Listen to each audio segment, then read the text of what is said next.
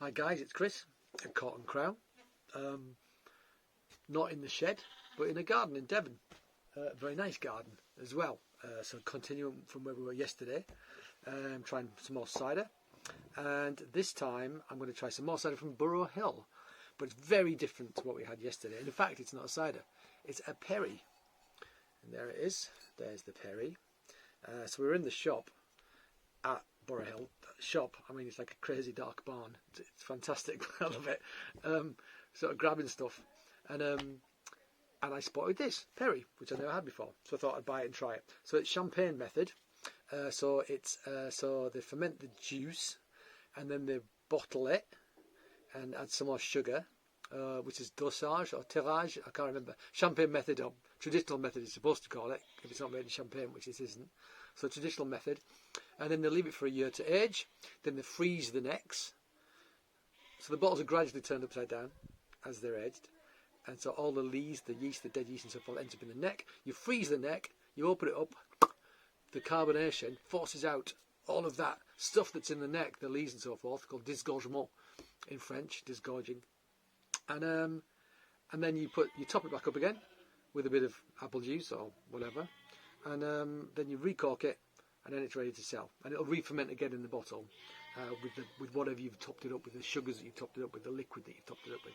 So that's this. So it's So it's going to be at least 18 months to 2 years old, and I'm really looking forward to trying it.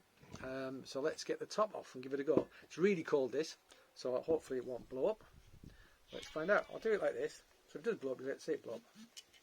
Probably not, though, is my guess.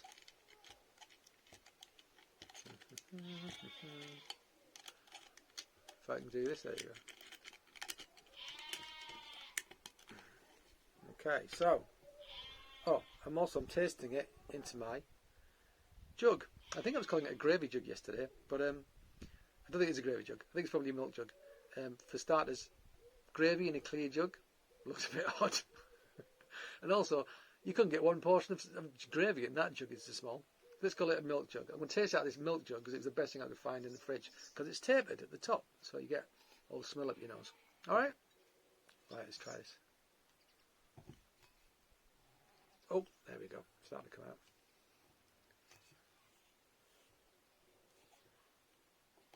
Come on.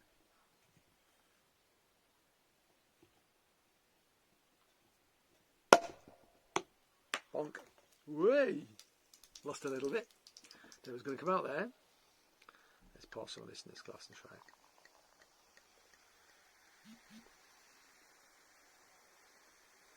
Right then, let's have a look.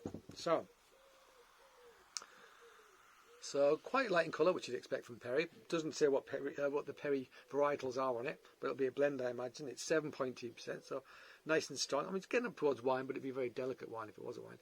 So very subtle haze to it. This is unfiltered, but they do disgorge. They do take out the residue from the bottom of the bottle when they disgorge it. So it's going to be relatively bright. Fine bubbles, which is what you'd expect. It's basically champagne bubbles, if you like.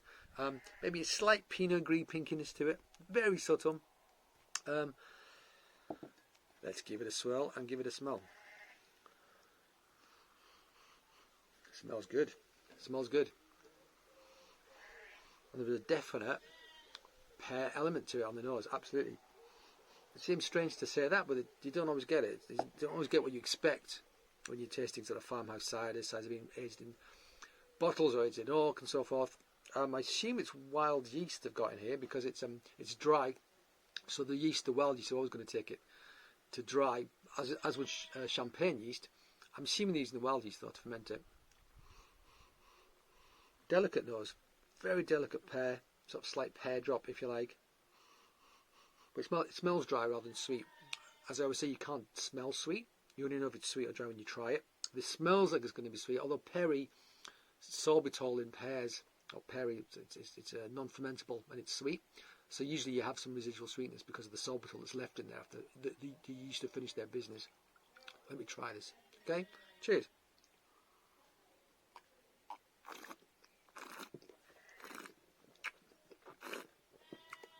Okay. Bone dry? Almost bone dry. Almost bone dry. Super cold as well. I wish it was a bit warmer. See, the glass is actually steaming up. It's so cold, which is a shame. I constantly berate myself for chilling these things down too much.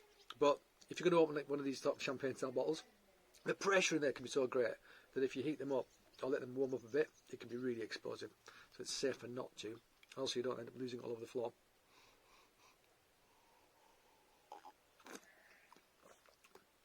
Delicate on the palate as well. Very delicate. There is a hint of pear to it though. Tannin, so it's cutting my teeth a little bit. Really delicate bubbles. Minerality.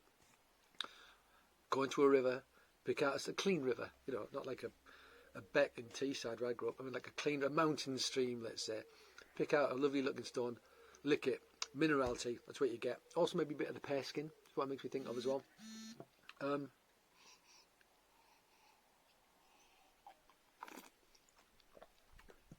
Super light, super refreshing. Reminds me of something like an Italian sparkling wine, a light Italian sparkling wine. And it's in that kind of ballpark. It really is. Possibly a bit more tannic than that. Also, I think when this warms up, it's going to get more complexity. Super light, super refreshing. Very different to the Kingston Black I had, which was much richer. But then Perriers are sometimes called the Prosecco's, you know, of the cider world, if you like, because they are light and refreshing. There's a few which aren't. I mean, the Betty Prosser that I've tried a few times is quite rich and round and actually quite surprising. Then the Thorns we've had recently have been really sharp acidity, like mouth-watering, gooseberry, green gage, lime kind of character to them. This is much more gentle, much rounder, really refreshing. On a hot day in the garden, this would really do the trick. Okay, so thank you, Julian. Thank you, Matilda. Thank you, Burrow Hill. So there you go. Burrow Hill, sparkling cider, a bottle fermented, sparkling dry Perrier. It actually says dry in the label, I didn't spot that. It's unusual though. Usually you'll have some residual sorbitol in there, which will sweeten it. Not in this baby. Okay. I've now opened this, so I've got to finish it. And I've lit the barbecue, so we're going to have some burgers. So I'm going to have that with some burgers. Classic. Alright guys, top my glass up. Thank you for watching. I haven't found any Devon cider yet. Well, I have. One of them was closed, and the other one I drove to the actual cider making facility, the farm, because they said we're open. There was nobody there. So I've sent the guy an email, so I'm going to go and try and get some Devon cider before I leave. If I don't, well, we'll just have to drink Somerset cider instead, won't we? Alright. But until the next time, thank you for watching, and cheers.